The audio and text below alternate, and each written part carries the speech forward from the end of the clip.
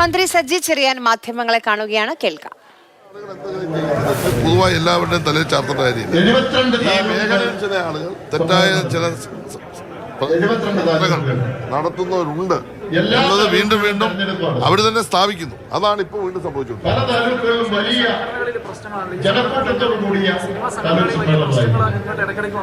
Cinema സംഘടന പ്രശ്നങ്ങൾ കൂട്ടായത് ചർച്ച ചെയ്ത് പരിഹരിക്കാൻ പറ്റും. അതിന് പ്രശ്നമൊന്നുമില്ല.